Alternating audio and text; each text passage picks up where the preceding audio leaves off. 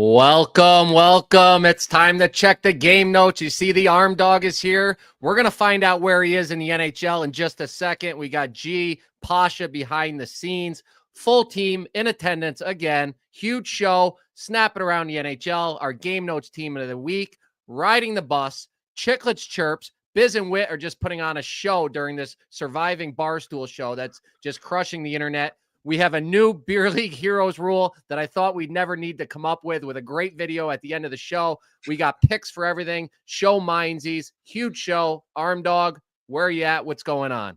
Shout out to the chat. Chat's buzzing. I see you're updating your picks in the chat. I'm just grinding away, Murls. You know me. I'm just hustling and bustling. But before we get into everything, I got to give a shout out to our presenting sponsor, Duke Cannon. Listen, maybe you've seen Duke Cannon products in Target, Walmart, your local hardware store. If not, let me introduce you. Duke Cannon makes a variety of men's grooming goods, the big-ass brick of soap, thick body wash, beard care stuff, colognes, and hair wash. They also donate money to veterans causes each year through the Duke Cannon Veterans Fund. Simply put, they give a damn. They do. And their products work hard and smell terrific. Most of the year, I'm a sawtooth thick body wash guy, Murls. You know, got to scrub it down. Unless I'm at the Ritz-Carlton in Montreal, then I get on the bidet, and that's lights out. But usually the thick body wash. Then in the fall, I like the Buffalo Trace soaps. But during the holiday season, which is pretty much here, I put their big ass lump of coal soap on my wish list. It's a holiday classic. Get it? It's like Die Hard movie around the holidays.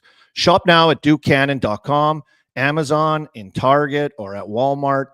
They are everywhere. Go forth and save up to 20% on Yuletide soap bundles and gift sets. The products, the packaging, you won't find better gifts for the men on your list this year, Murls. Beautifully done. Thank you, Duke Cannon. But yeah, I'm in Montreal, big boy. I like it. Shit kicking last night. What a game. I was all over that one. Oh, 5 in a row now. Yeah, I saw you listed that out there. The big green check mark came out on socials. You were just buzzing them off last night.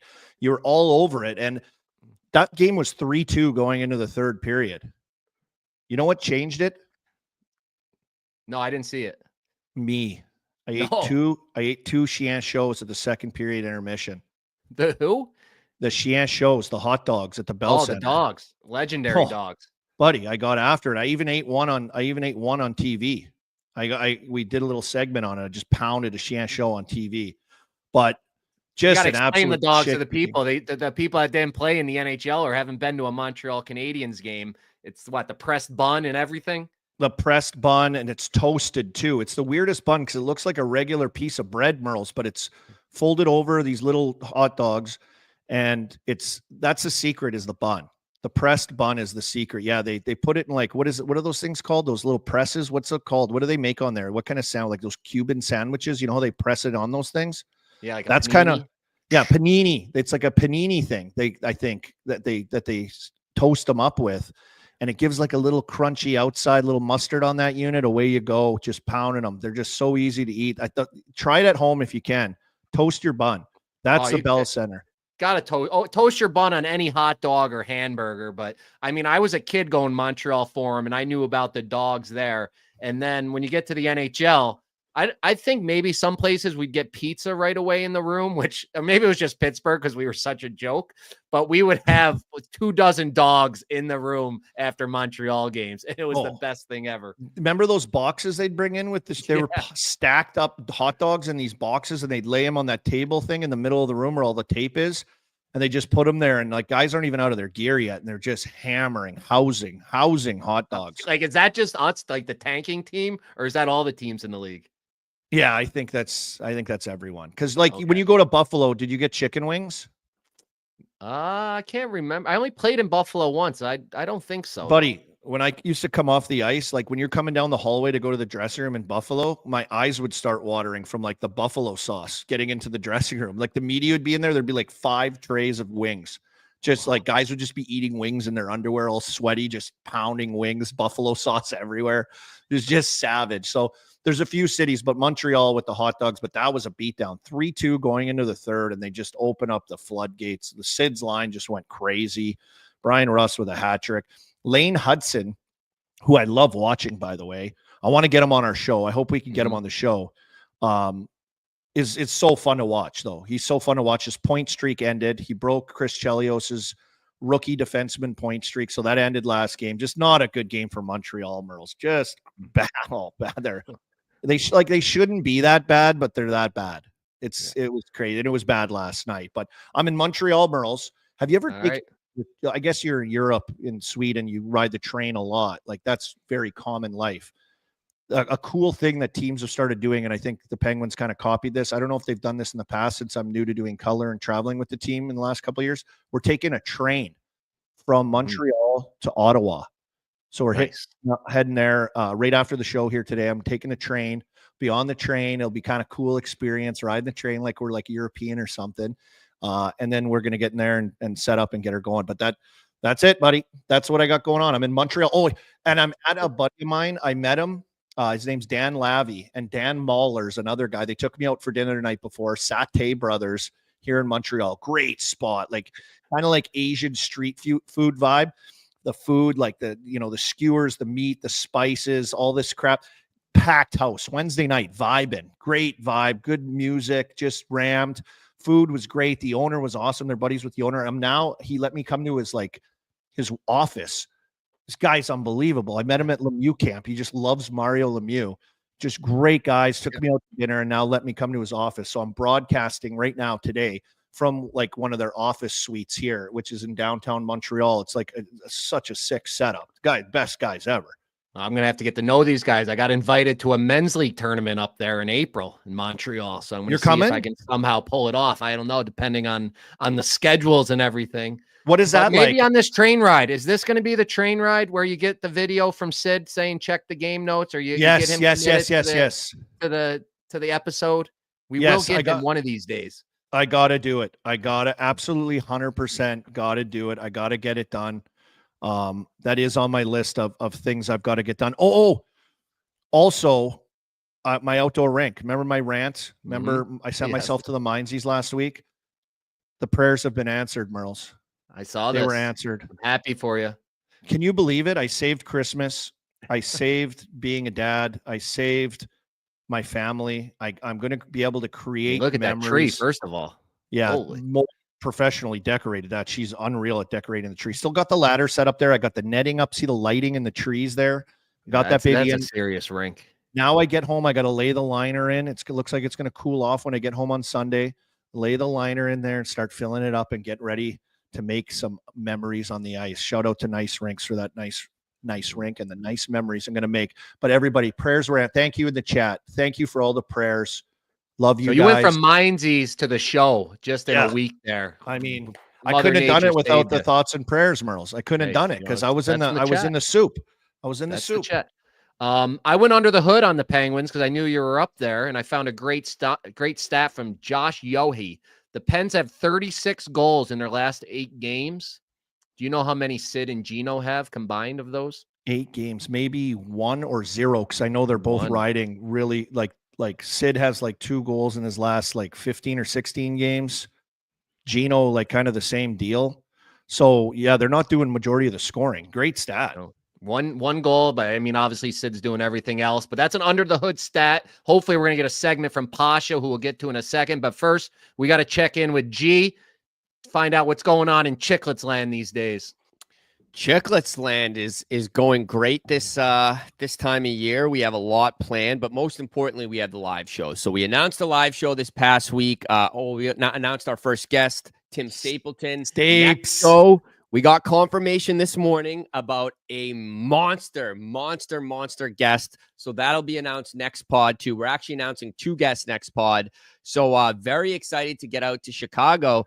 And guys, I was going to save this for my show, but Chicklets World, I think this matters. One, Pasha Eschke has a birthday on Sunday this week. So happy birthday to Pasha Eschke. Got to give him a little stick taps from the chat here. But yeah, that's what's going on in Chicklets World right now. What does the birthday boy in here? Get him in here. What does this guy want? What does the Grinch want for his birthday? I always wonder that. I want the Devils to continue winning and the Rangers to continue to melt down. He wants Alex Tuck. I think that's what he wants. You were talking all week true. about Alex Tuck coming to the Devils. Yes. I think that's a nice birthday. Wow. I think Tuck would be a really nice piece. They need sort of a scoring winger that can skate with some size. I think he'd be perfect. And we all know Buffalo ain't doing shit this year. So I think Tuck is on my Christmas/birthday gift list. For a guy that has his birthday so close to Christmas and a guy that hates Christmas as much as you do. No. I don't hate Christmas. I just it's kind of whatever. You hate Christmas? No, I don't. This is like you saying I hate the Canucks. Just because I don't love something doesn't mean I hate it. Hey, Pasha, while we have you on here, some big news last night in Vancouver. It looks like you're back there now. I don't see the lady walking in the back like normal, but JT Miller returned last night. Vancouver, I was at the game. 4-0 win. Do you take anything? Because there is rumblings that all of a sudden Elias Pettersson dominating. All of a sudden, first game back, JT Miller, Pettersson 0 points.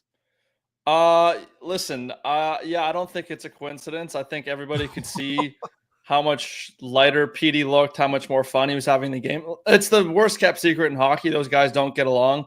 I'm not blaming one side or the other. I think it's just opposite personalities. But I think it's undeniable that PD is, what the word is, uncomfortable or less happy or whatever when Miller's around. Like I said, I'm not blaming anyone, but I think the reality is those guys don't really get along. So it'd be interesting to see how things go moving forward. They should let PD dress in another dressing room. Like, give him a safe space. Give him a safe space to get dressed and get ready for the game, and then he can come out. It's like the Eagles when they got back together. They all had to walk out to the stage, that band. They all walk out of the stage separately. They got out there, they played, then they left. They all hated each other, kind of. So just give them a safe sit on space. opposite sides of the bench. Yeah. That's like those baseball players that get the contracts. They don't take the team plane. They stay in a different hotel, all that kind of nonsense. So hey, and they same thing. I know why you were at the game last night. You were sniffing Sammy Reinhart's jockstrap. That's why, as they got shut out. Gotta go support the kid. It was a brutal game all around. Like, just low event. It was boring. Even the Canucks goals, it was just like one of the more boring games I've seen in a long time. Oh, I watched the most boring game, and I'm sorry, Biz. It was the TNT game Wednesday. Oh yeah, in Buffalo, Buffalo Rangers. That was the worst hockey. It reminded me of when I played in the NHL in 2003. There was just like pucks dumped in the whole game, pucks along the yellow the entire time. Guys couldn't pass. Power couldn't stick handle. It was embarrassing to watch. How about Kevin Adams talking about the palm trees? That's just a tough response there. And taxes. Buffalo's in tough shape. I want to get to that in a little bit, but let's talk some other stuff on the NHL first, Army. I'm going to get to Buffalo, but first up, Board of Governors meeting. Looks like they're going to raise the salary cap up. What's your thoughts on that? 92.5 million or higher, whichever is negotiated in the new collective bargaining agreement. Apparently, Gary said, and I read on 32 Thoughts, Elliot Friedman came out with a nice little thing yesterday, written 32 Thoughts, but it was updated on the Board of Governors with the salary cap, and he wants to have everything done by I believe like the final, to have the deal in place and everything all kind of sorted out with the league and the Players Association. So hopefully that can all kind of come easy. We don't want to lose hockey. We don't need anything. Like, the money's going up. The players are making some more. Yes, it should be more money still, but with the health of the league and everything coming out of COVID and where it's at and everything, looking like it's on a upward trajectories. We got teams that are worth $2 billion. Like, every team is in the $1 billion. What Pasha came out with that Forbes list, right? So I think this is something to get done. So maybe it's higher than that. Maybe the cap goes up higher than that. I think it will, personally. And so we'll wait and see. Another thing that came out of there, Murls, I don't know if you have any thoughts on the cap, but the outdoor game. Well, first of all, the cap's going up, but we still don't have player health insurance for all the alumni, the guys that built the league, the guys that played for 100,000, plays for 70,000 back in the 70s, 80s, let alone what we played for. Get everybody health insurance. How many players can there be? It can't be that much. It's just insane. But what did Glenn Healy say? say? Glenn Healy said that at the All-Star last year when we had him on Chicklets for an interview. It was a great interview, and he broke down the numbers. It's not that much. It really isn't. So maybe that can be pushed in there with the alumni association. They've been getting their hands dirty trying to push for that. That's a great point, Murls. 100%. Take care of these guys. It's crazy. Like all this talk of all this other stuff, just get the players that. And speaking of NHL Alumni Association, I see you got your T-shirt on there, the Arm Dog. I lost it. I got it sent to me. I got a few things. I think G sent us out some stuff there before around Thanksgiving. You got yours. Yeah, there it is. Mine there. You see NHL alumni logo. Great material here. Great material. I bought one of every size. I gave them to my nephews, my brother, bunch of my friends, everyone talking about the quality.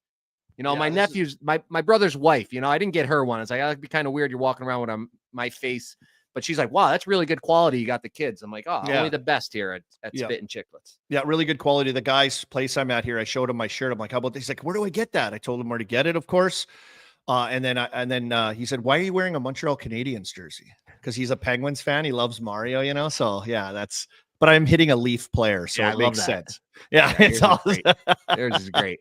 What do you make of an outdoor game in Florida, though, Murls? Well, we can't get away from the beach. First, it was the All-Star game a few years ago. We went down there and tore it up. Then we end up in the finals there the last 2 years. And now we're going to have another reason to go back to my favorite city, maybe on the whole circuit, Fort Lauderdale next year. I'm assuming it's not the Winter Classic game. It's going to be just that outdoor series. That's in March. Yeah. Right. So that's going to be sick. I'm always up for a trip to Liquordale. You know that in the elbow. Murls, I think it's Miami though. I don't think Miami it's Marlins. It's Miami Marlins, big boy. Yeah. Hey, I don't want to be in a Miami hotel. Send me back north, 20 minutes north, put me in Lauderdale, put me on the strip. Nice cheap hotel for me. Get Murls in the club in Miami, hanging from the swing sets up there in the roof at these things, fire coming off the bottle service. I think I'm going to do my bachelor party in Miami, so maybe we just attach it to this and we just have a good bachelor party. You only drink shots out of plastic cups that you can throw on the floor after. I've been out with. We did elbow room with you. Tequila right away out the gates, like just a horrible decision. Warm tequila from the elbow room in a plastic shooter cup. That's your bachelor party. Yeah, you're going to be at Liquordale. You're going to be at Liquordale. morning ocean dips to get the body revived, then right back to elbow grease ball it up and just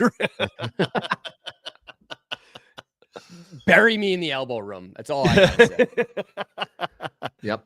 More NHL news. Luke Richardson let go. Kind of old news now, but I was wondering if you had any thoughts. I had somebody tell me they think it's partly due to the lack of development from Bedard. Like he's the big rookie. He's supposed to be this generational talent. We're all starting to talk. Is he that good? Is he like these other guys? And then the firing comes immediately after he doesn't make Team Canada.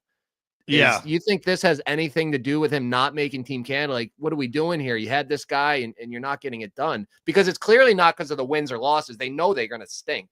Yeah, they just lost to the Islanders. He scored a goal last night on the power play. Big celebration for his 6th of the season. But, man, I did that game like a week. When was it? Like a week and a half ago now or a week ago? Last week. I did that Bruins Blackhawks game down between the benches. And he's playing on the line with Bertuzzi and Taylor Hall, and like they are not on the same page. Those guys, they're playing better now. They're starting to score a little bit, Bertuzzi and Taylor Hall, but they're like, when's the GM going to take any heat for this? I think I seen Chief make a thing of like he's pissed at Davidson now for that's his name, right? What's his name? Yeah, Davidson? I was on Chief's show, and that's what we talked about. And then the next day, the coach got fired because I was saying Davidson hasn't really done anything. He's one of these stats nerds, and just the players he brought in more small little guys, and it's just not getting done. They're not good complement players for Bedard. Like it's a mess. Yeah, and Bedard's like kind of like a one-dimensional guy a little bit with his game, right? Like he's opportunistic. He's good when the puck's on his stick. He's not a big guy.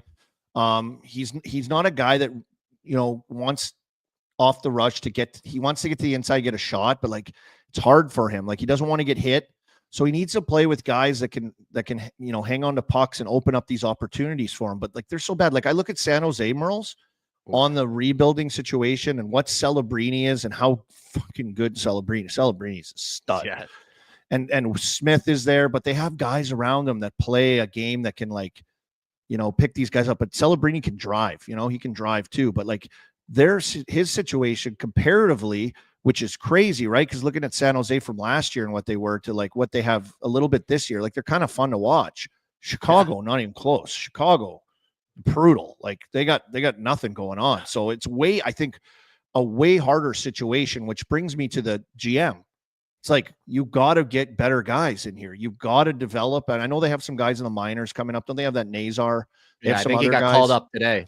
They got to bring up some of these guys. They just got to start doing it. Who cares? If Chicago Blackhawks are a developmental team, so be it.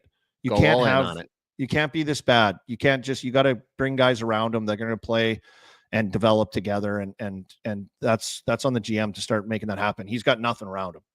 Yeah, and you got to find somebody he has chemistry with, and it's not always like the super skilled player. We all know about Sid. He played better with different complementary players. You got to just keep trying to find guys. Maybe this Nazar kid, he plays the right way for Bedard, and try him. As this other ways is not working, costed the coach's job. I just thought maybe they were getting frustrated with the development, and the coach took the hit there. But a team going in the other direction, I wanted to talk about this team, Washington Capitals. 10 straight road victories, and I got the graphic there, and you see the record is 12, and we've got a graphic up there that was listening at home, and you see a bunch of teams up there with 11 or 12 are all recent teams. And I was wondering, is this because, one, the guys are not going out boozing on the road like we did in the old days, or two, most rinks are basically the same now, where you're coming into these beautiful locker rooms, beautiful arenas. They're all the same size, where back in the old days, I mean, you went into the Philly Spectrum. You weren't coming out of there no matter what with a win. And with the old Boston Garden. Detroit had a different rink. Which one do you think's attributing more to these records coming closer and closer? Like home winning streak records you're talking about? Road winning. It's road winning. This is the road. Caps are on a 10-game road win streak. Yeah, it's I don't know what it is, but I think it's teams like look at Minnesota too. Look at their team. Like these guys have a GM in Billy Guerin. I know we give him tons of credit, but like it's a culture thing. Like these guys are beauties. Look at Tom Wilson. These guys, like those guys, like you don't think I saw that video of like Hartman and Zuccarello and these guys going in and waking a guy up at like in his college dorm room. They're boozing on the streets, Like you don't tell me this guy here, Tom Wilson, gets hit in the face with a puck. His head almost is exploding. Look at that thing. Look at that thing. Thank you, Sportsnet, for that picture and that interview. He did an interview after with this. Built different guys that are built different off the ice. Their dressing rooms are alive. We see these great videos coming out like from Minnesota and from Washington and Carberry, and these guys in the room and just how close knit they are, and like doing extra shit like this, like taking pucks to the face and just coming back and being 2 goals in that game to win it. Like these guys are just finding ways down a goal going into the third, come back and win. Like Washington is just a team that is dug in. They've dug in. Like it's just a different vibe. And that just goes to show you, like you could have all these great players and stuff, but if you don't play hard for each other, you don't play the right way, you don't have the culture and mentality around your group in your room of like a brotherhood and family, and like, you're not all in like that. Like it's amazing what you can do when you have those things. But if you don't, it's amazing how much inconsistency and shit you can have. Yeah, I heard a great quote. It was more about the NFL, where the team takes on the character of their head coach. And they were talking about the Detroit Lions, how their coach is just... I love him. He's nuts. And now the team is nuts. And then they were talking about some other team, like Miami Dolphins. Their coach, he's like a little soft, wants to be trendy, cool guy. And that's how the way the Dolphins play. It doesn't get it done. My Buffalo Bills, best team in the league, best player in the league, same thing. Their coach, he makes some horrible decisions, but he's hard-nosed, he's tough, and that's how the team's playing. And you're seeing it in the NHL. This Carberry is doing a phenomenal job there. I remember my friend Oren Eisman. I was in Toronto at the All-Star game, and I went for lunch with him, and he played with him, I think, in South Carolina, or played for him. I can't remember. He's like, this guy's going to crush the NHL. Trust me. I didn't believe him. I thought Washington was washed. They are not. They are awesome. I'm riding them to break this streak.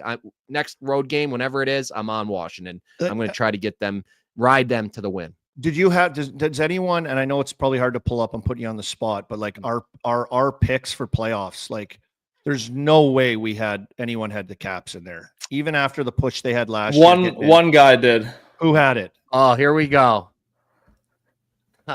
Where's the under the hood? Where's the under the hood? The under the hood graphic is it's being made. It's Okay, a work in progress. Yeah. See, that's where you need to pop that on. The hood Pasha. comes up, and all these numbers and equations start popping up, and then your face pops on there. Yeah. Oh, yeah. That's a good idea for the graphic. Yeah. The hood pops up, numbers and equations pop up, then Pasha's head just slowly rises out of like a cartoon Pasha head. Pasha, I got to ask you though about your Devils in referring to this away 11-4-0 on the road, 8-6-3 at home. I mean, fucking, that's not very good. Yeah. Warning. The following statements are about to be made by a deranged Devils fan. The views expressed are his and his only. Take everything you hear with a grain of salt because, remember, he is a deranged Devils fan. Thank you for Never that, gets G. old. Never gets old. The way to go. Yeah. Thank God G got that on there. Yeah, they've been not so good at home. Although I will say a couple of the last home losses, they dominated. Like the Toronto game, they were completely dominating, and they should have won that game. But yeah, kind of a concerning trend the last couple of years at home. I don't know if it's because just the atmosphere is not the best in there. You were saying you think the barn is just too big, so like it's not big. That loud. Yeah, definitely would like to see them be better at home. Yeah. Pasha, tell us more about that game you went to with Biz and Frank the Tank. Oh, We need some yeah. behind the scenes stories from that. Yeah, that was awesome. Last Friday we went with G and Frank the Tank and Biz and Jenks, who's Frank's guy, to the Devils game, and it was awesome. We just kind of sat up there, and Frank and I were kind of just doing our deranged Devils talk, and Biz is sitting there rolling his eyes. But we had a great time. Devils rattled off a win, obviously, they're a wagon, and it was great. I love Frank. That was by far the most time I'd spent with him. And there'd be a few times where Jenks would lean over and be like, "You guys are the same person." Like we're both just like screaming about the same player, or like doing certain things. But yeah, we had a great time. All right. So I just seeing in the chat, Spittin' Chicklets TV is coming with the whole thing. So don't want to give any spoilers away there. I do got to say, Posh, do you remember we were sitting there with Frank during the right when when the thing pops on the Jumbotron where they put like hide something under. Oh, the ball under the cup move. Yeah. Frank knows the algorithm. Frank has before it even started, he goes, "Oh, this will be one." And we're like, "What?" And he's like, "Oh, when they have like this letter up on screen, like it's always one. It's always three when they have like this letter up on screen." And we're like, "What the fuck? How'd you know this?" Lo and behold, he was right. Then me and Pasha went to the game 2 nights later. Same thing. I'm like, I wonder if Frank's theory is right. Goes again, same thing hits. It's crazy. Frank's can make some money on that. You shouldn't have told anybody. Just keep going to Devils games. Bet on that with guys. Yeah. Hey, Frank's a carny. Hey, if you know those things, like those are like things you got to know. If he's you're a like vet. A carny. His trivia. He knows everything. I remember the first time I met him, he was in there. I think he knew my NHL stats somehow. I'm like, buddy, nobody knows those, and he knows everything, every stat. Who'd they play? The Leafs that night? They played Seattle. The game we all went together. They played Seattle. Yeah. Seattle. And Yeah. I want to talk some Leafs. Yeah, the Leafs stole that game, but now they got some bad news. Their goalie was hurt. Stolarz last game, possibly. They got the best goaltending in the league, right? Like that's been like one of the things that they've got. I mean, I think their D are playing a lot better. Like, I hate to say it, but the Leafs are pretty legit. And like even in games they lose, like the Penguins beat them. The Penguins played the best game of the year a few nights ago. The execution, playmaking, and speed and skill of this team, plus the physicality, like they're a way more physical team. There's no question. This stings. Playing the identity of their coach. Yes. And I think this stings with Stolarz. It's been a great story, career kind of backup guy, journeyman, bounced around, but he's been unbelievable in Toronto. So this is going to be something that's tough for them,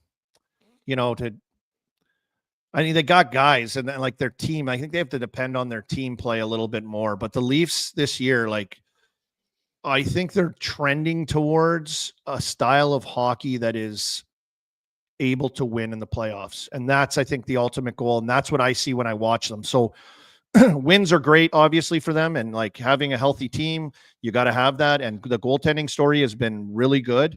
But the style of play, wins and losses aside, is like, for me, if you hate the Leafs, you better go, oh no. You're going to be hearing a lot of biz. Because looking at the standings, like there's some good teams, and then there's a lot of teams that aren't good. And so when I look at the standings, like the Leafs are in the teams that are good. and they're up there. And I look at the teams that are not good. It's going to be a cage match for those wild card spots. Yeah, I think. Witt's not going to want to hear that, but I am going to give Witt these stats. He's going to like to hear. The other Canadian goalie, Stuart Skinner, 4-1, 1.41 goals against his last few games. The Oilers are back. They are firing on all cylinders. It was 8-2 in their last 10 games. 4 wins in a row for the Oil right now. Yeah, they're on fire. They're absolutely on fire. I saw an amazing tweet, and I was the one that said put Darnell Nurse on forward, and then he did score that OT winner. The tweet I saw. He's been awesome. He has been awesome. And somebody tweeted, since that injury, his stats are since that hit on Reeves, it said Reeves knocked hockey sense into him.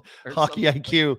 Yeah. I know. It's the funniest thing. You know what I think of comes right to my head right away is Fred Flintstone. I remember like being a kid watching that at lunchtime, go home, turn it on, eat my lunch in school. And he get hit in the head and he get that big goose egg come up and he's like speaking Spanish. And then he get hit in the head again later in the show and he can speak English again. It's like one of those things, hey? Yeah. Reeves like knocked the player right into him. Yeah. He's been awesome. So I got to give him some props since I'm always working hard against You're grinding him. You're grinding him. He's been great. He's awesome. That team is awesome. They're going to be it pains me to say because I got my Vegas future, but Edmonton is looking like they got it figured out. Also out Western Canada, great story. This guy's former Penguin, Teddy Bluger. Yep. You want to get into that story? Former Penguin, former Golden Knight, now Vancouver Canuck. His mom came on a little trip and came to visit, played the 50-50 at the game the other day. Amazing story. She wins $105,000 50-50 winner at the game. Like she won the lottery going to the game. I saw a list come out of like Reddit of like the amounts that they've won. I don't think that's close to like what Edmonton does. Like Edmonton, you walk away, you're a millionaire. It's crazy what Edmonton does, but $105,000 is still unbelievable for his mom watching her son play in the NHL, who's a millionaire, and she wins $105,000 on playing the 50-50. I saw the list though from Vancouver. It was like I think that was like one of the highest ones. Oh, on this little string I saw. Some of them were like for $50,000, some of them were for like $60,000, some were for $30,000, and then there was a few for $100,000. One was like for $125,000, but she got one of the bigger ones at $105,000. That's a massive win. Unbelievable story. And like that's a Big Cat move. Like I was with Big Cat. He was rattled. I saw his tweet. He's like, not fair. Her first time. Her first time, can you imagine? He's probably lost $100,000 on 50. Well, he buys, like I've been with him at the NYPD-FDNY game. I bought 50-50 tickets with him at that game. He bought like $300 worth of 50-50 tickets. It was insane the amount of receipt, like the length of the receipt. Remember, he had them down in the green room underneath. He had them all laid out, looking at them and stuff. He just like an avid 50-50 guy. And nuts. She walks in, dances in, watching her boy play. And she wins a 50-50 cherry on top. So congratulations, Mrs. Bluger. I got a good question. Loaded. What's the level of money you have to win where you don't have to donate it back? So I was at a benefit when I was home for our buddy Bill Anslow that passed away. So there's a big benefit 50-50. And I had to leave. So I just gave my tickets and just donate it back. Like you have to donate it back almost every scenario. What point do you have to not donate it back, you think? Oh, that's $100,000 you don't have to donate back, correct? No. For her. For her, 100% you keep that. Guy like Witt, yeah, he probably got to donate that back, big money guy. $100,000? Yeah. I don't know. Witt could give rules? Like $10,000 back maybe out for that, right? Be a good guy. What's the chat saying? Let's get this a good chat question. This is a great chat question because I think if you're a 9-to-5er, you're grinding your balls off and you win like $10,000, you're not giving that back. You're not giving $5,000 back. You know what I mean? At these charity things, are you? I'm keeping that money every time. I don't have that NHL money. I'm keeping it. Yeah, I think you keep it. Like if you're already kind of wealthy, you might donate some back. Yeah, $5,000. Shaughnessy, Jared Shaughnessy, $5,000. I guess it depends the situation and the person and everything, but yeah, awesome for her. $100,000. Let's make sure she pays the Canadian taxes on that. Doesn't get out of the country with all that money like Juan Soto is doing in New York. Juan Soto should be able to. You were talking about trains earlier. Oh, the taxes we should get from that in the state of New York should pay for the new train system. Can we get some upgrades to Amtrak, please? I don't know, 765 million.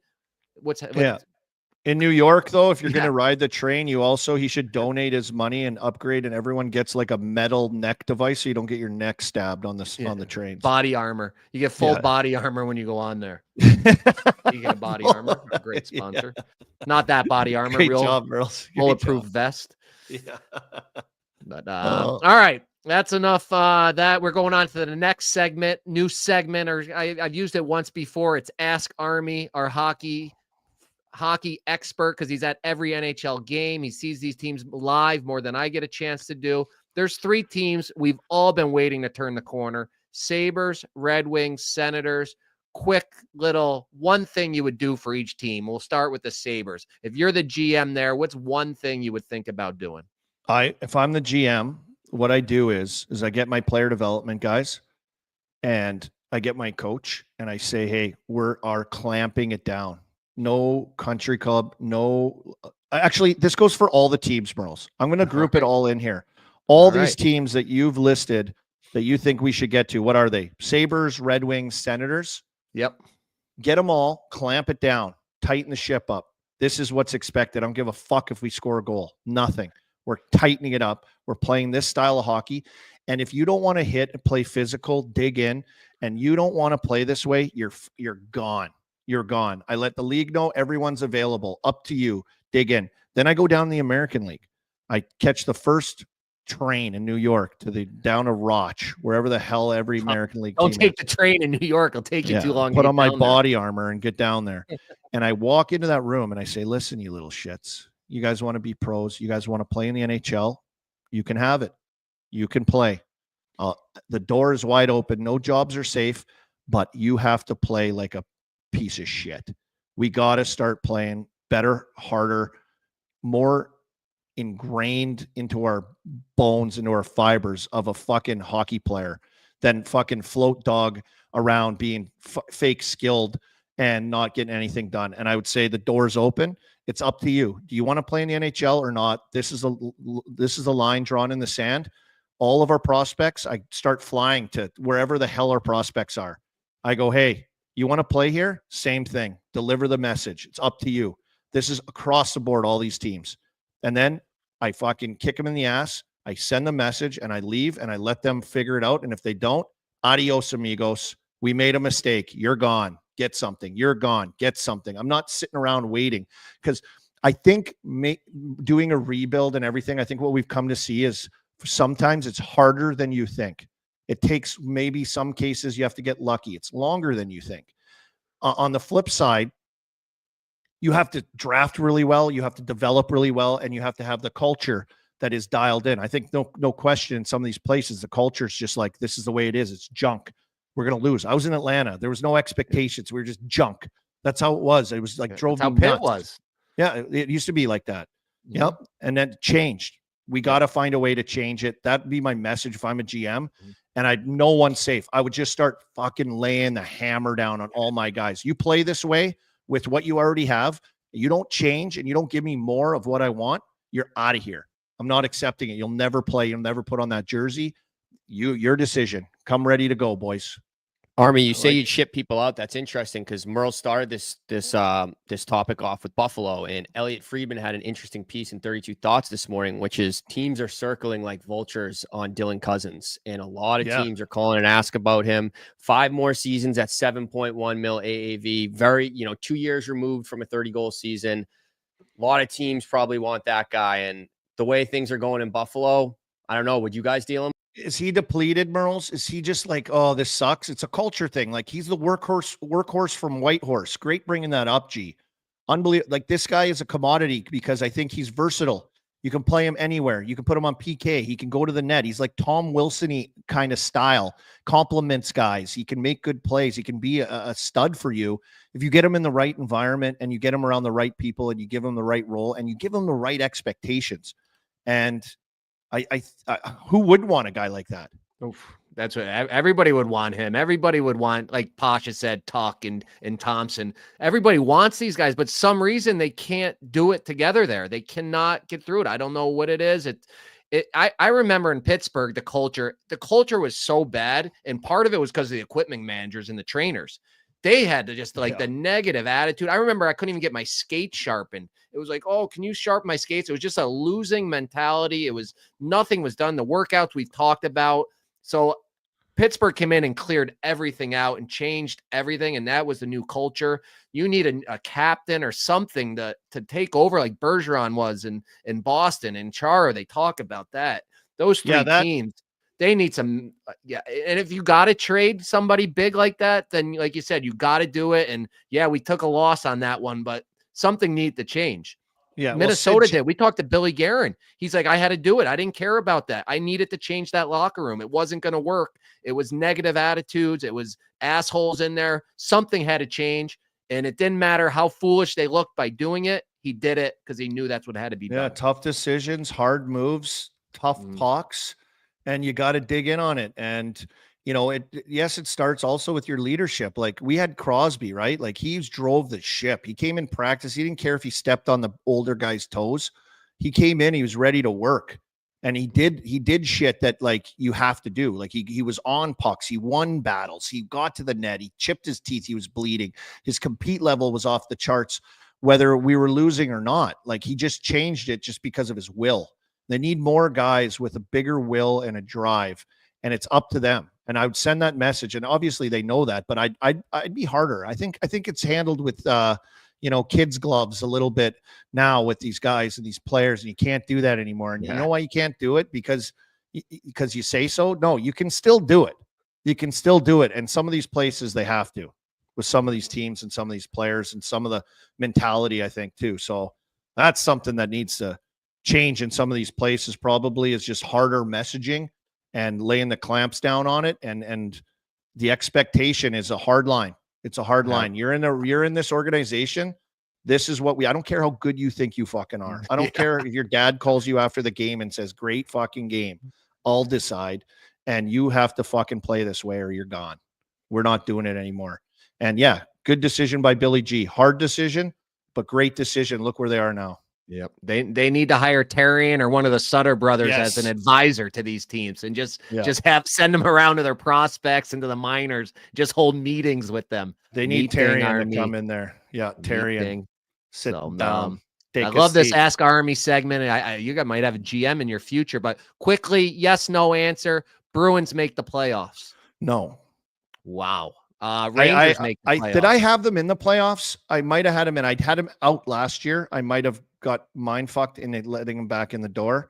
This is the situation of these teams, Murls. This is the mushy middle, but who's going to be the best in the mushy middle? Who's going to be in there?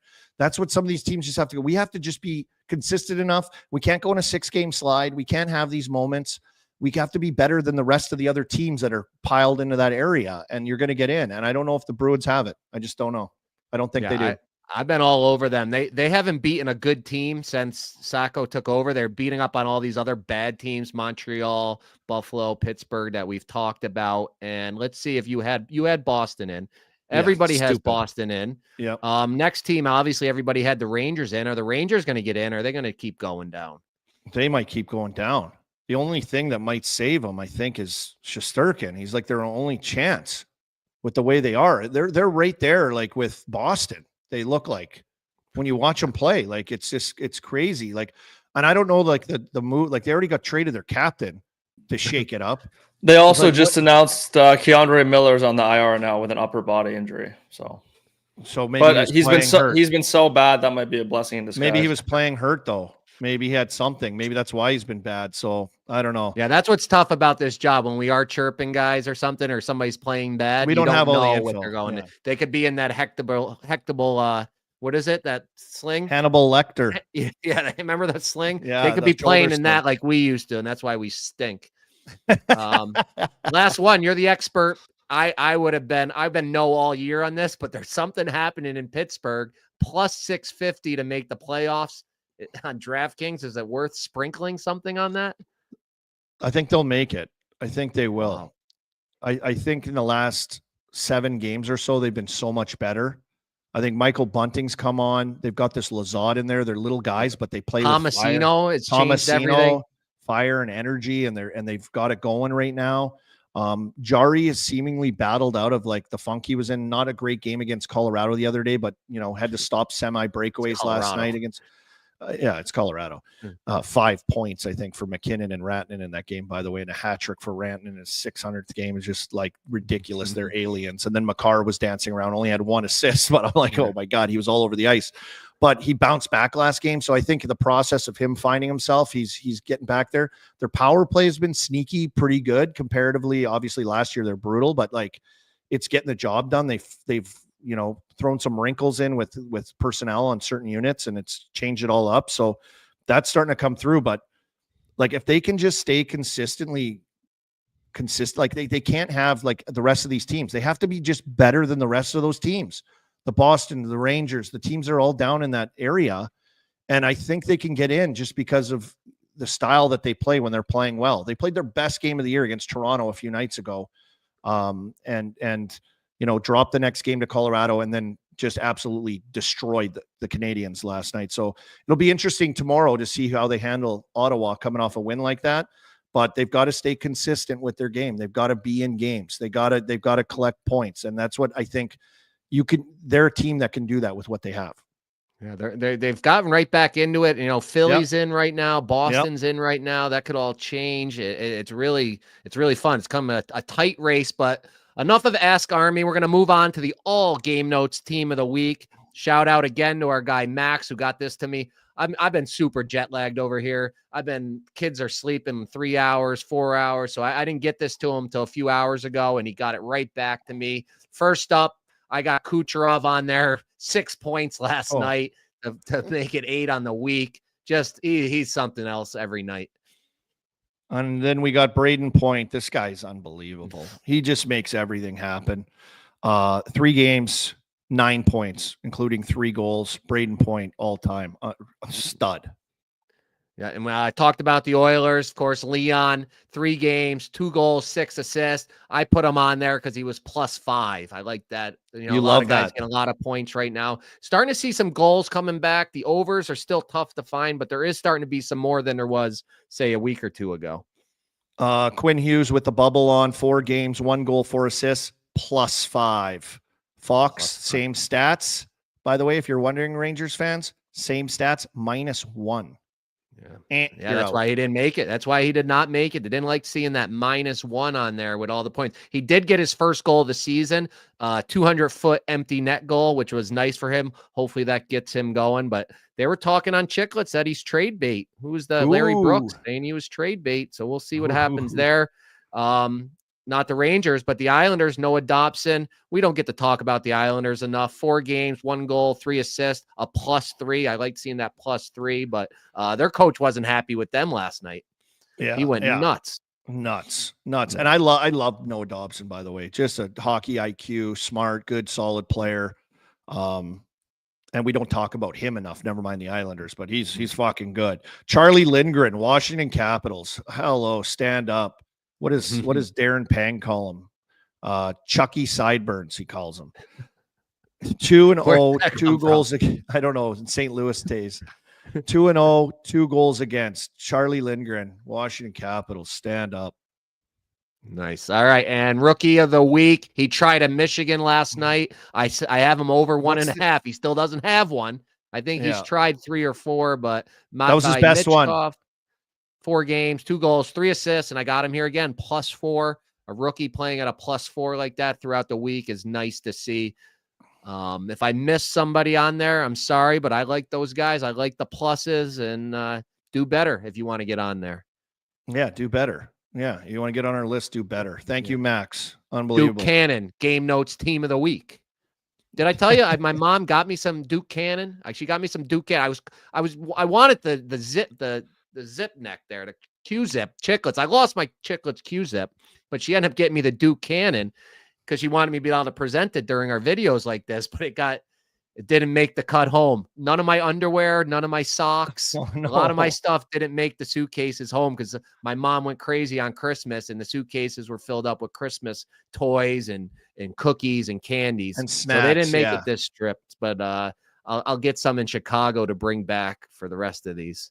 So that's the Game Notes team of the week. Time to move on to riding the bus.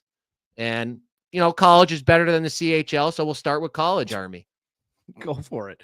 You got your college players or player or team of the week. What do you got? Yeah, I went with two players. I went with the goalies from the University of Minnesota, Liam Solier and Nathan Airy. I thought you would like me trying to pronounce those names, but they also each had a shutout versus Michigan this past weekend. So they split time. They both got the shutout. Michigan's a powerhouse team. I think they were number 6 in the country. Tons of offense there. So to get shutouts there, I thought was pretty neat. I love anytime I can get you. What did you say? The zip neck, the zip neck. We got a zip neck. We got the names getting butchered. Hey, I'm a little jet lagged over here. Give me a break today. I get a break today. You had a hard go, and skipping forward to the CHL now. No, nothing really happened in CHL other than like World Juniors is on. So all the best players in CHL primarily are all at their tryouts for Team Canada right now. They played the U Sports All-Stars, which is like Canadian University Hockey All-Stars, and just beat up on them 5-2. So we'll keep track of that. We're going to have a guest on maybe to discuss and tee up as it is that time of the season when Christmas comes along. We get the Boxing Day game and the tournament kicks off and World Juniors will be on the go. And we get to look at some of these junior players before the stars of today will be arriving. So those camps are going on. We'll have to keep track of that. And Murls, last week we gave a huge shout out, obviously, to Easton Cowan and the point streak record that he had carried over from 2 seasons, unofficially trying to beat, actually tied Doug Gilmour. As soon as we gave him the shout out, they played that night a week ago, Friday. He gets absolutely wallpapered in the neutral zone with a huge hit and doesn't end up registering a point. Also, London Knights had won 19 games in a row. They were just on fire, and then they lose that game as well. And Chicklets dump. Minzees, the local London guy, was the first guy to jump on us for all of that. He was like, I can't believe that this happened when you guys just gave them the biggest shout out. So, there's some CHL wrap-up stuff from our hijinks last week, and stay tuned for some World Junior stuff, which we'll have to have here in the next couple weeks.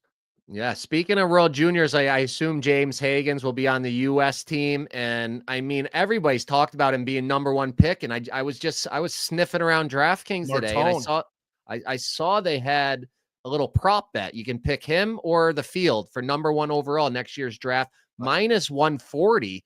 I mean, I thought that was automatic. I thought it was a lock, but now I'm hearing Matthew Schaefer. Right. If you're looking for a Misa, I've heard Michael Misa too. A lot of people are talking about Martone. I've seen him on some lists too. Porter Martone, I believe is his name. Porter. I think he has brothers that play as well, but he's supposed to be up there like a big hulking power forward type guy, like with skill. So yeah, maybe look good looking at some of those odds and have your pick. Yeah, I just saw it today. I saw it maybe an hour before we came on, so I haven't even got to ask any scouts or GMs that I know to try to get some scoops on that. But when we get to Chicago, if that's still on there and my due diligence is right, I am unleashing on that bet. Hey, I got to ask you, World Juniors, I think you've told this story before. Did you try out? You got cut. Did you get cut? And that's why you hate USA Hockey a little bit? It's like you read my mind, but I had this I had it for show, but I'm going to have to get into it now. So today I get this package, a hockey package, and look what it is. It's the 3 Kroners. I got 3 Kroners hats. They know you're the World Junior guy from the last World, like you were all over it. So I'm like, where is this coming from? I asked a couple guys, like, did you send me all this? What is this Swedish stuff? And I don't know. So I get a little note. It's from here. It's from Martin Sophie. He goes, here's a little Christmas gift from CCM and Swedish Ice Hockey Association. I said, well, I'm the 4 Nations guy. He said he saw me with the 3 Kroners as the Swedish expert on chicklets. So I said, well, I'm the World Junior Swedish guy. Now I'm officially the 4 Nations guy. And what have I ever gotten from USA Hockey? I had this already all set. I was like, they cut me from a 15 team. They banned me from playing in the state tournament when I was a squirt because I changed organizations. And then they cut me from the World Junior team that I should have been on. I was leading the nation in scoring of players eligible in college, and they cut me. So I have nothing to do with USA Hockey. I'm officially 3 Kroners. Wow, that is absolutely huge. Amazing on the national program or people to pay attention that you're their guy. You're going to be pumping the tires. You're going to be boots on the ground. Yeah. And, you know, obviously with an axe to grind on Team USA. I got cut too from Team Canada at these tryouts. Come on over. I got an extra hat. I did play for Team Canada later at World Championships. So all right. I will be quick to replace them though, maybe with USA as I did last year. Remember last year I jumped ship pretty quick when USA took off, but I got cut. I got like I think they called us at like 5 in the morning or 5:30 a.m. Team Canada phone call to say come down and you're cut. So I got that when I was in junior. So I'm with you there, Murls. But politics, buddy, you got politicked out of there. You got politicked right out of there. Brutal. USA hockey. I'm all Swedish. Can't wait for that 4 Nations. Can't wait for World Juniors. I had a blast last year at it. I don't think we'll get there this year. We'll be in Chicago for it, but awesome stuff there. And we'll be in Chicago with the big boys. It's time for Chicklets Chirps. Biz and Wit, they've taken over the internet. First up, we got to talk Biz fight tapes. They got released, and I know it's been seen and talked about a lot, but we got to cover it quickly. Yeah. Biz fights tapes released. Everyone on the internet was waiting for this to come out. Shea Stevens doing the underground, under the hood, digging on everything to do with the attackers of Biz and getting into their world and going into the dark web and finding everything. But yeah, it came out, and like, you know, I know Biz described it. It was pretty much exactly what he said. Like, this is a great first shot of him coming over. And I can't believe how quick this part was, where he walks over and it wasn't even that just long. Boom. Boom, The fuse was lit. And, you know, he's backpedaling out of there pretty quickly, but like, it looks like Biz walks over that's how Biz walks though. Like Biz walks like that. Like he's he's an alpha. That's just the way he walks when he wheels over. But came in, told him to calm down. All of a sudden everything breaks loose. I think there's more than 6 or 7 guys though. Like Biz had his hands full here. Like there's no question. Because you can see now guys we're looking at the door, coming out the door. And 2 things out of this. One, like the guy that holds the door. Like it's like, what is this? How do you know just hold the door? And then the thing that scares me is how calmly the other guys of the Irish guys walk out there. Like they've done this 100 times. Yeah. So for people listening, not watching on YouTube or Rumble, the door's being held open. The fight's still inside now. Biz walked over, and now he's coming out there pulling on his shirt. Green shirt guy that Biz has mentioned a lot is right at the front, and there's just a pack of them coming out of there. The troops, like if that was us, I'd be running out there, but they're just calmly walking. Like they've done this 100 times. Yeah, and the one thing I noticed from all these videos that have come out is like no one jumped in to help Biz at all. No one, not one person, not even in the parking lot. Like I think I saw a video maybe of one guy, and like one of the older traveler guys like pushes him up against a car. But like there was a confirmed one guy did try in the restaurant to help, but his wife grabbed him. I saw. Twice. I saw that. He tried to get in there twice. I'll give him credit for that. His wife pulled him out of there twice, which she's probably smart, but good on that guy for trying to get in there. But if that was me, I'm dead on the ground. In the restaurant, once they bull rushed him in that little lane, that might have been the only thing that would have saved me because they all couldn't have got at me. But once Biz got outside, it was like another world when he gets outside. So now we're showing footage of Biz just buckled the old guy with a punch, and now they all charge him, and they're all on top of him. There's 4 guys there, and this guy in the red shirt is kicking him in the head like 5 times. It's crazy. I don't know how he got up like that with all them guys around him. That's so hard to do when you're getting pummeled like that. Yeah, and then all the stuff has come out, like the tapes of them with the cops with the body cam footage of their interviews, and like everyone's saying like Biz continues to win the post game interviews. It's crazy what these guys were saying. He was a Latino Dwayne "The Rock" Johnson with tattoos with not a lick of fat on him was one of the comments. Yeah, he was Maui from Moana, you know, with the big hook. Yeah, it's just like amazing, the description. None of them remembered what happened. None of them said it was their fault. All of them had different IDs. All of them have different ages. All of them were like, you know, kind of in the sit downs when they were trying to disseminate information and taking guys one-on-one, all had, you know, different stories than actually what was true and what happened. After they even watched the tape, they were still lying about it. The court happened. The guy didn't show up. His lawyer didn't let him. The lawyers, the big shot lawyer for them, son, chirped Shea Stevens. It's just been kind of, it's been crazy, hasn't it? It's wild stuff. It's wild it happened to him. Thank God he's all right, and hopefully those guys get taken care of. But on a more positive stuff on the internet, Wit and Biz surviving Barstool. I haven't been a fan of a show like a reality show in I don't know how long. I am completely hooked on this. I hate when it ends. I hate that I can't binge. If you haven't watched it, you are so lucky because you can go now and watch 6 straight episodes. It's awesome stuff. And Wit and Biz have been stars of the show so far. Yeah. And like, who knew Wit was such a great athlete? Like, he's throwing, like, all the clips that are coming out on the internet. He's amazing. Plus, he's a great like talker. We all know this. He's funny, but he's quick. He could be cutthroat, but he's really savvy. He's really, really smart too. So from the clips I'm seeing, like, Wit is just a star right now. Wit is like a stud, and he's stirring it up. And it's just like, it's been electric to watch all the behind the scenes little side, like, rat things that's happening in there and the deals being cut. So pretty great Army, you're stuff. kind of underplaying the throwing thing because he said this on Unnamed Show this morning. He throws a baseball righty, but he throws a football lefty. So he was debating whether to do his football throw or his baseball throw, and he chose his football throw. Like, Witz never just mentioned the fact that he's like fully ambidextrous and can hum a ball each way. It's crazy. He's a complex human, and like, it looked crazy when he was throwing it. Like, you in that game that they were showing, you have to stand on a little red circle 2 feet on it, and you pretty much have to stand planted.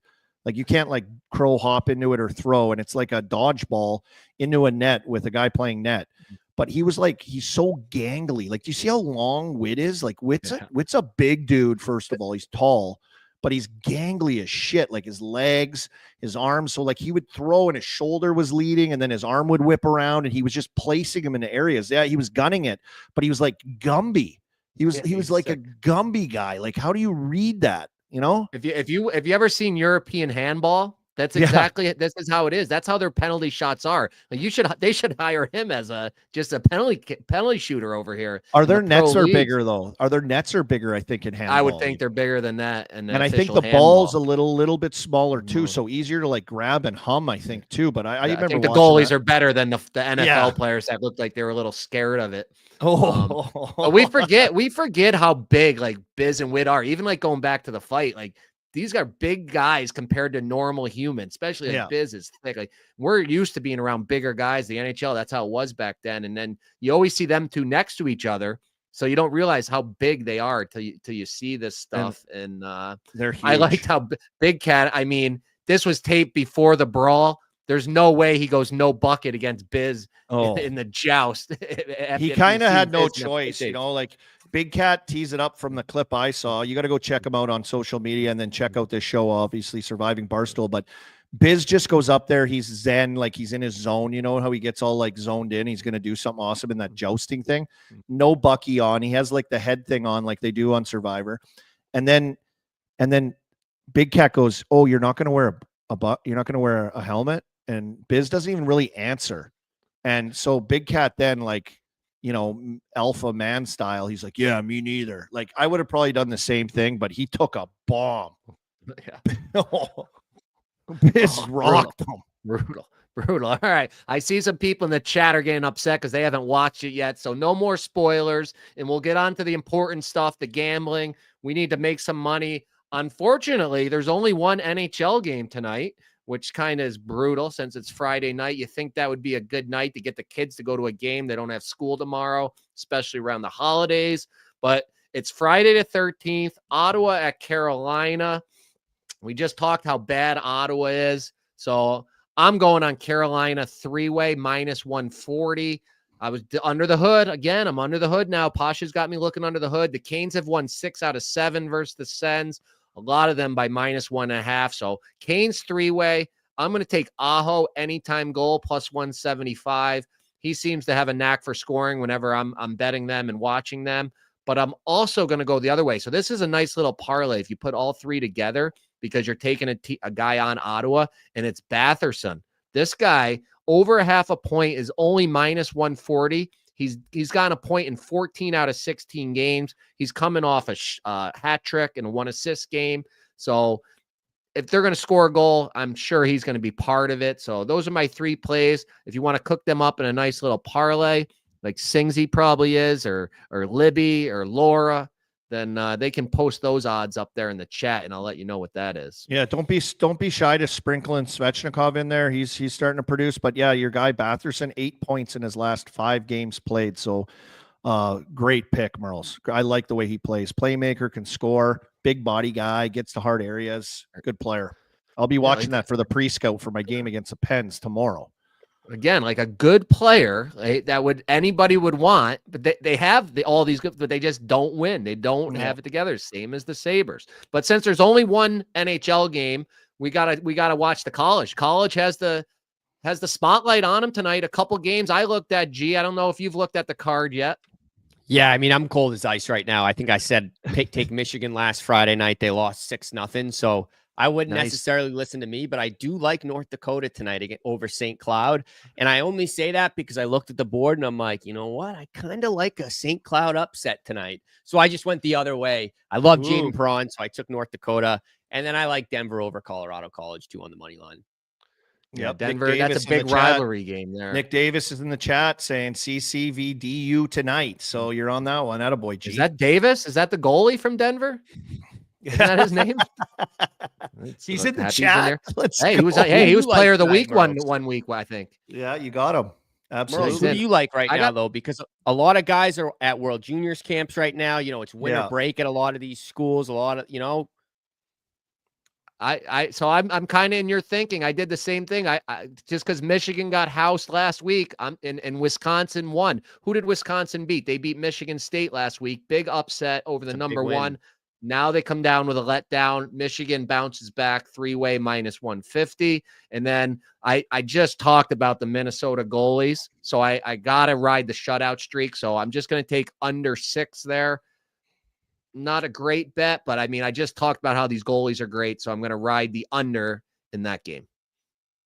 Attaboy. I love that. Hey, funny thing here, Murls, for you. Yeah. Patrick Pearson in the chat is saying that Endo's in the chat. Shane Endicott. Is that true? Is Endo in the chat? OG Eagle legend. He's the first guy I ever knew that went to Japan. Yeah. I ended up going to the same team as him. Endo. I spent more time in that hot tub rookie year in Wilkes-Barre with Endo than I did anything else. Love Endo. I heard his boys are playing hockey. They're studs. That's what I heard. Back scoop coming out of Saskatoon. Oh, some guy just said sonk. Endo's not in the chat. He's got better things to do. Come on, Endo. This guy, Murls, address taking Bruins day games off EBR, then watching them win. That was a good move by me. I don't know if you caught that one on Saturday afternoon. I have my rule. And I made the video deleting it officially from the rules to turn the game. And it went back.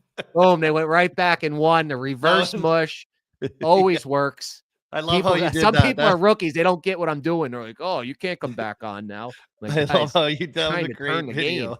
That was a great video, Murls. I was laughing my ass off at that one. Dug deep for that one to turn the game. Sometimes you got to dig real deep and do all sorts of crazy stuff to get going. It works. Just like when you're playing. To break a goal scoring streak, the stuff I would do. Slump buster, anything. Oh, sleep upside down, drink a beer before the game, everything. Doesn't matter. Sleep with your stick. Yeah. Oh, it was nuts. All right. Show Minzees. I did a lot of that in the Minzees. Army show. What do you got?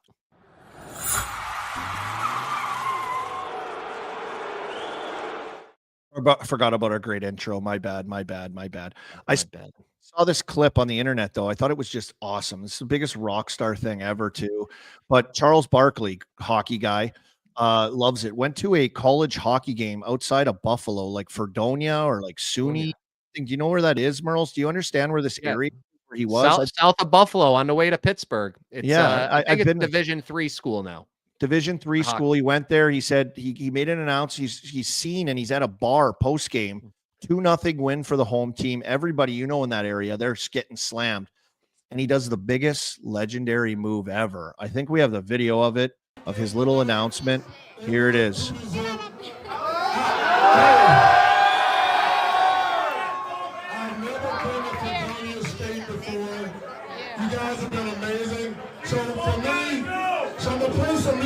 I listen to right now, and for the next 5 songs, me at the bar. Can you imagine these college kids going up there? Give me 5 of these, 5 of those. Dogs playing. Give me 10 of everything. Hey, the explosion from those kids is unbelievable. I'm like, that's the biggest legendary move. Goes to these little hole-in-the-wall bar and the little hole-in-the-wall college in Western New York and just does that. 5 songs. That's a lot of drinks. That's a long time. Like, what is that? Yeah. 5 minute form, 3 to 5 minutes a song? Yeah, 20 minutes, 25 minutes. 20, 25 minutes. We used to have a place in Albany. It was quarter drafts on Friday, say from 4 to 6. And when it turned 5:55, it was give me 20, give me 30. And they would just line them up on the bar. So then you could just drink for free the rest of the night. That was awesome. What a Charles Barkley, though, to the I love show. him. The biggest beauty move ever. Showing up, partying with the people, a man of the people, and then giving them a little treat with, pretty much 20 minutes to drink on him at the bar. People just went nuts. It's like that GIF when they put that big screen TV in and everyone goes crazy. Everyone keeps putting that's what it was. The reaction. Shout out to Charles Barkley, though. What a beauty. Yeah. And all right, next up is Pasha. First time ever, I think, on the show. You're not heading to New Jersey for your show. Where you at? Mine is Matvey Michkov pulling the old get kicked out of the game and then sign an autograph on the way out. That's just rock star shit. I love, the Russians and just the swag doing stuff like this. So I love seeing that. And then Torts was hilarious. They asked him about it, I think the next day, and he was kind of like, he did what? He signed what? So classic Torts reaction. But yeah, just love seeing, funny shit like this. I love that too. Great one. And he was our rookie of the week. So perfect timing with that. G, what do you got going to the show this week? So I got a good one this week. I want to call, and I know I talk about her every week, but I want to call my fiance Alana to the show. On Monday, she was in Trenton testifying before Congress to lobby for insurance to pay for IVF. IVF is the process of freezing your eggs, and it's extremely expensive. For someone who had cancer, it's going to be difficult for, Alana and I to have kids. And there's nothing I want more than to be a hockey dad. Colby, I'm hitting you up all the time, just asking for updates about Cruz. You know how into it I am. And if we want to have kids, they told us right then and there, we had to do IVF. I had just bought an engagement ring. I had no money. So IVF is like 20 grand. So if it wasn't for Chick Commission, this hat I'm wearing, we wouldn't have been able to do that. So it's funny. Sunday, I was laying in bed and, Alana's like, guess what I'm doing tomorrow? I'm like, what? She's like, I'm testifying before Congress. I'm like, what? Wow. What are you talking about? She's like, no, I just got asked to go testify before Congress on Monday to lobby for insurance to pay for IVF. And I was like, that's it. Like, are you sure? Like, I feel you might be getting pranked. Like, are you sure about that? And she was. And Monday morning, she went right after her radiation. She drove right from Short Hills to Trenton, and she did this. And it was, it's just, you're so proud of her, right? Like, that's so cool to testify before Congress. Like, that's insane. Like, I just saw it in the chat. Libby said it. The world needs more Alanas, and that's spot on. Yeah, that's show. She's above the show. She's Hall of Fame there. Oh, you got a clip? Yeah, like wow. She's actually testifying before Congress here. Like, this wasn't like some Joe Schmo type thing, and it was it was pretty amazing to hear her do it. I sobbed like a baby watching it. It was so cool, but it's I'm just so proud of her. Wow, tough as nails, powerful, up there delivering, and yes, amazing cause, especially because you guys are living through it. So yeah. To her, what a man! You got a tough, strong woman. You better She's not. An animal. You can't fuck that up. I mean, you're not the brightest, but like no chance that you do anything to mess that one up, buddy. No, and I'm soft as baby shit. Too, yeah, so she's tough so and much tougher than me, and gets up there and battled cancer and all this stuff, and then does that. I mean, Jesus, total threat. All the threats. What do they call that? She's a five-tool athlete. Is what five-tool athlete. There it is. Yes. 5-tool person. So yeah, she's awesome. Yeah. So I got nothing to follow that one up, and I already used my show. Wouldn't even come close to that. That one's in the Hall of Fame. Alana's in the Hall of Fame of shows. We're just gonna go right to the Minzees after that. What do you got, Army? What are you sending down? Well, the one thing, my wife called me the other day, and she was all bent out of shape about this, and I think everyone would be. Everyone in the chat would be. I know you guys will be. YouTube TV subscriptions. She sent me like a thing about it, like, and we have multiple things, right? You got to have the, you got to get the hockey games. You got to have the package. You got to get this. You got to get that. You got to have a million packages. But YouTube TV has gone like up, like astronomical from where it started to where it is now. It's like almost like, what is it, like almost $100, I think, for a subscription, which what she was telling me. And she sent me like a thing of like how it's upgraded up, like someone did it on Reddit or something. She saw like a post on it on social. But YouTube TV subscription prices are just going through the roof. They're killing everybody right now with this. And it's almost like everyone was cutting their cords and getting all these subscriptions, and now they're like they're them. Yeah, exactly. I went to them. They were $25 and you could have like 4 TVs on it. So it was awesome. And it was just so easy to navigate. So now I'm hooked on it. I'm not going to change. They know what they're doing. Yeah, that's how they do it. That's how the cell phone companies do it. That's how they do it. But right now, YouTube TV's on my radar with this thing. Minzees. Yeah, Minzees. I saw a lot of people complaining too. You should get a YouTube premium account at least if you are paying the YouTube TV, because you got to pay, I think, $8-9 for that. So they could at least throw that in for the $83 or whatever they moved it up to. But moving on from that, Pasha, Minzees, and I see it's not the Rangers again, thankfully.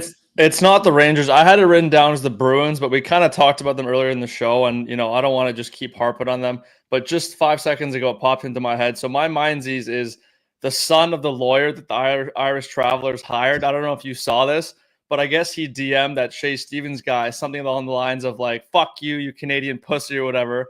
And then like, obviously Shea Stevens posted it. And an hour later, he posted this like well-worded, which his dad wrote, like apology of, I thought my mistake for what I said, blah, blah, blah. So just all-time dumb move by the son. And the dad's sitting there being like, what, like, son, what are you doing here? Like, come on. So, well, for sure the dad wrote that. I read it. I like, for sure that's not like some like dork kid at Arizona State. Like that's a dad lawyer writing it. 100%. So like, what is that kid doing? What a clown. And it just adds like another wrinkle to this never-ending saga. I feel like every day there's just like, you can't make this storyline up. So yeah.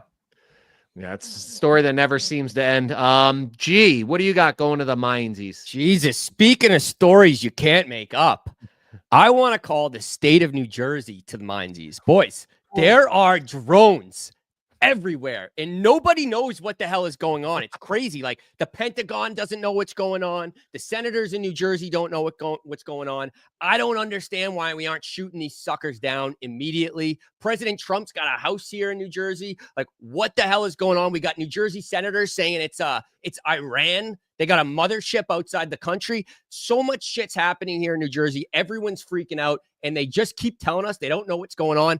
Army's telling me before this it's Project Bluebeam, which get the tinfoil, wrap it around the head. That's even crazier. I don't know what's going on, but Army, why aren't we shooting these things down? Don't worry, G. It's just Tommy Fitz planning the parade route. It's all good. I'm just seeing videos on social media. Have you seen any of them out in your area, G? Have you spotted them in the skies at all? Are you? Oh, I'm in the hearing city. firsthand accounts though? I'm in the city, so I haven't. But I have buddies. Alana's family's in Bridgewater. They're seeing them there, all up and down the Jersey Shore. People are seeing them. And they're saying they're like 20-foot long drones. And they're like, it's not a threat to public safety. Yeah, but we also don't know what it is. So you saw the lady pressing the lady at the Pentagon. She's like, wait, so how can you say you don't know that it's a threat to society, but you also in the same sentence say you don't know who it is and where it's coming from? It's unbelievably wild. Like I'm like clicking. It's like the biggest thing right now. Like everyone's following. There's like no answers. People are saying they have 2 words. What is it? UFO and UAP or something. Yeah, that's like, what the fuck is that? Like, what is it? Like, figure it out. Like, whack these things out of the sky. I've seen videos of people trying to fly their own personal little home drones, the ones that are like normal, not ones that are the size of a minivan that are up there, and they can't even fly them. Like, their batteries are getting zapped dead. They can't get their shit in the air. Like, something's going on. Let's start anytime you like when we go do a sandbagger, like all these drones, and Pasha could probably speak more on it, but like all these drones are like registered in a system, right? So the second like Pasha puts his drone up, the government like can shut it down at any time. So like the fact that we can't shut these big fucking 20-foot drones down and we're not shooting them down, if this was happening in like Texas or something, Oh, you'd have all the guys out front with their shotguns in their backyard trying to shoot these bastards. Well, think how down. many airports are there too, like in that surrounding area of like New York, New Jersey, Philly, like everything around. It's highly active. Like, how are they letting planes flying around with these fucking pigs flying in the air all over the place? Are they orbs? Are they drones? Do we know? I've seen some videos. It looks like a drone. There's weird lighting on it. Like it might be a drone, but is it like we're just getting, it's crazy how we're getting no fucking answers. And We the don't know. government thinks we're stupid. The way they talk to us, they're just like, you guys, oh, it's nothing. Don't worry about it. No biggie. It's like, what do you mean no biggie? There's a 20-foot drone flying over my house right now, and you're saying you don't know where it came from. Yeah, and there's 1,000 of them. They're all buzzing around all over the place together. What are they doing? Someone in the It's chat said crazy. it's the feds. Like, what are the feds doing? What is this? Are we all gonna die? I'm glad I'm in Sweden. It's so dark here, you wouldn't be able to see any drones at all anyway. Great but, like, Minzees, though. That is so interesting to me. Great. Well, Nice. Murls, that's the thing. They're only Yeah. coming out at night. And then when you Ooh. get a light on them, they just go dark. They instantly go Oh. dark. That's the Oh, crazy. I haven't heard about this at all. I've been in a time warp the last few days. I gotta research this after the show. Yeah, Someone go in said there, it's go down. holograms. Interesting. Very interesting. Good Minzees there, G. My Minzees is a video I got sent. What's the guy's name that sent it to me? Where'd it go? Kevin on Instagram. He sent me this video. He was at a Seattle Kraken game. And first he just explained it to me. He said one of the pucks went up behind the net. It hit the net. And you know how it can like dribble down and then it falls between the glass and the net. Yeah. So that's as this puck was doing this guy from the fourth row does a Superman dive over two other rows into the front row on the guy fighting for the puck. So that behavior is Minzees. I tried to get the video. It didn't come out good, but normally it's he didn't give the puck to a kid. That's what I thought he was going to say. I was like, well, that happens all the time. That's not getting on game notes, Minzees. Then he sent me the video of it. The guy jumping over, buckles this guy from behind, and it's just if that terrible happened to me, I'm behavior. sitting there with my family front row and a guy pancakes me down. So like my knees are over my head. I'm bent in half. I'd get him down. I'd just start walloping him. I wallop him. Yeah, I would. I'd be red shirt guy in that brawl, just kicking away. Yeah, so I'm going to give G the win today on Show Minzees. Two Yeah. incredible ones. I'm going to take the L. I was pathetic. And way to go. I'm going to G. change that around, though, by giving you some good picks for Saturday. Yeah, Saturday picks, Murls, 15 games. I love it. We got a full slate. We got it all happening. We got it all going on. Everything. Lots to pick from. Where are you going with this? You know me, especially when I'm in Europe, I'm on the early games because they're prime time here. Pasha, Devils -1.5, -106 versus the Blackhawks. We talked how bad the Blackhawks are. We love how the Devils are at home during the afternoon. Jesper Bratt with an empty net goal, at least like worst case scenario. That's what it comes down to if they're not blowing them out by then. I agree. Next one up. I had apologized. I did apologize. The Kings are good. Kings are going to make the playoffs. I was completely wrong about them. Lost. Who'd they lose to? New Jersey, 3-1 last night, but they were right there. That team is good. Fiala, then D-man, that young D-man, Clark. Oh, what a stud he is. Kopitar is out of this world. Oh, so I'm on them. We talked about how the Rangers, everything's going wrong for them till they can prove it turned around. I'm on the Kings.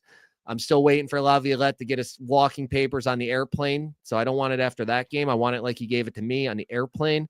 Next up, Vegas Oilers under 6.5. If you recall last week or a week and a half ago, they played a game 1-0.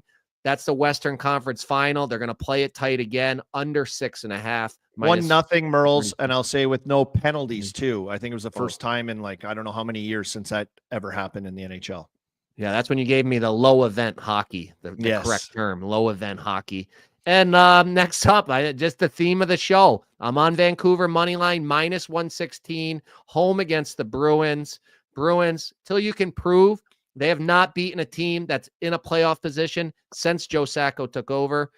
You're going to have to do it. I'm going to keep fading you. I'm going to keep riding that streak and keep cashing tickets against you, Bruins. Sorry, G. Oh, G's going to be upset about that. Yeah, we know. But he's a realist too. He sees it. He's a super fan. Bruins have lost 2 in a row. So we'll see come Saturday if they can 2 in a row. lick their wounds. 8-1, 5-1. Vancouver just beat them 2-0 too in Boston. Minus I believe. 23 goal differential. They are what they are. I like that pick, Murls. Great job. All right, what do we got next here? Beer League Heroes. You got a new rule for us, buddy? Beer League Heroes. This is a video coming out of Albany, New York. My leagues, my beer leagues. Look at this. So what are we looking at? It's just a normal little thing going here. Nothing crazy. Game ends. I don't know how it started. We got a little. Oh, I see it up there. Neutralize. This guy starts doing almost like what do they call it? The giddy? What is that? The gritty. The gritty away from the guy. This guy's chasing him around. He breaks his stick and then he falls down. He tries to, so he breaks the stick. If you're not watching this, you go to the YouTube and watch this. He breaks the stick over the wall. The guy keeps chasing him. He tries to spear him with a broken stick, attempt to beyond injure. So there's a hearing, USA Hockey, craziness. Anyway, we always talk about don't be a hardo, but don't fall as you're trying to break your stick. And then if you do fall and happen to break your stick, do not try to spear the guy with the broken end of a hockey stick. Yeah, he's like Happy Gilmore. It is incredible. You got to get over and watch the video if you're listening at home. I don't know if we can put it on the socials, Game Notes or Game Notes Bud on X to make it easier for everybody to see. Yeah, we'll get it out there, but we'll get it out there. But the game is over. Nothing's happening. This guy is a hardo, 100%. He's that guy. Steals the opponent's stick, then tries to break the opponent's stick while crashing into the boards like a lunatic. Then, like Happy Gilmore, the only guy to take a skate off and try to stab a guy in a game, he tries to stab the guy with the broken stick after the guy tries to come after him for breaking his $400 beer league stick. Just lunacy. Clean it up. Live Barn, the gift that keeps on giving, Murls. I have a great story. I just thought of it about that. We were in San Antonio. And I was playing with Ryan Caldwell. We were playing the Chicago Wolves. They had everybody, Krog, Hadar, $10 million payroll. We had a great team. Huge weekend down in San Antonio, 2 games. We had all the fighters. We had Grattan. We had Vandermeer. It was a cage match, and we just pummeled them. We dummied this team, and they were number 1 in the league. But at one point, Andre DeVos' stick ends up in our bench, and he's calling over. He's that big meat too. And he's looking over like, hey, you guys got my stick. You guys got my stick. And this is right when that CCM deal came where everybody had to use CCM, but you could pay your own way and use Easton. Caldwell looks at him and he goes, oh, is this your stick? Boom, like that, snaps it. The guy's face was almost in tears. Like, dude, I have to pay for my own sticks because I'm using Easton.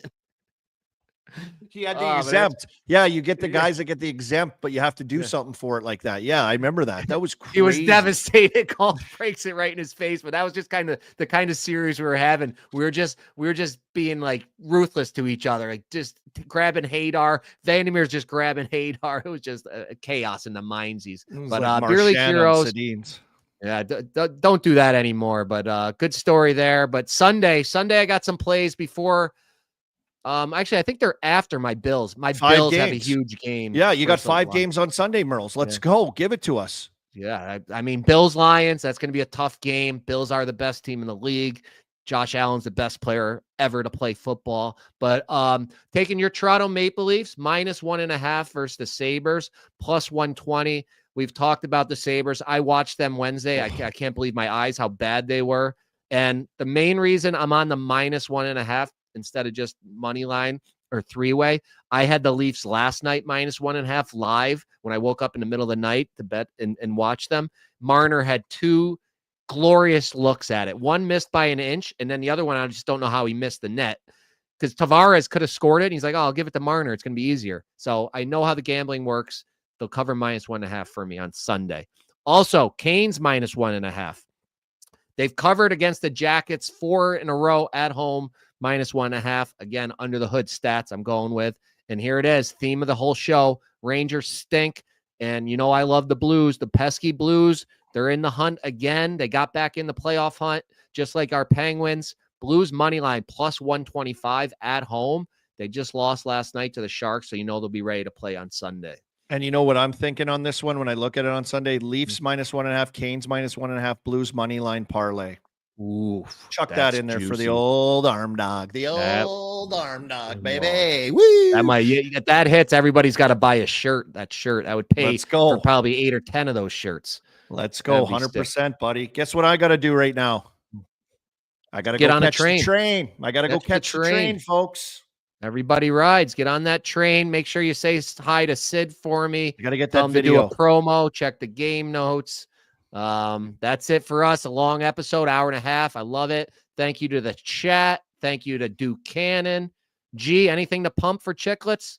Live show seats are available. Go buy them right now. We have tons of guests. We've already announced Tim Stapleton, and we're announcing a ton more next week. Barstoolsports.com/events. Yeah, they will Perfect. sell out once these guests are announced. Then there's not even gonna be the nosebleeds left. And we'll pump that out on our socials too. On X at Game Notes Bud, and on Instagram at Game Notes. Follow us, click on us, stay tuned for our content. We'll get the show tickets up there for you to remind you as well. Yep. Subscribe to YouTube. Make Biz happy. We got 364. Everybody here in the chat, I'm sure you already are, but tell your friends, tell your family. Download us audio, Spotify, iTunes, whatever it is. You guys all know. And we'll be back next week, next Friday, 12 Eastern. Who knows where Army will be? Tune in, find out. Thank you for listening. All Share. aboard. And I think Asa is winning. My Chicklet chat bet again is winning right now. They're up 2-0 last I checked. So that pays for a couple t-shirts with Arm Dog crushing a maple leaf. I'm Good hitting night.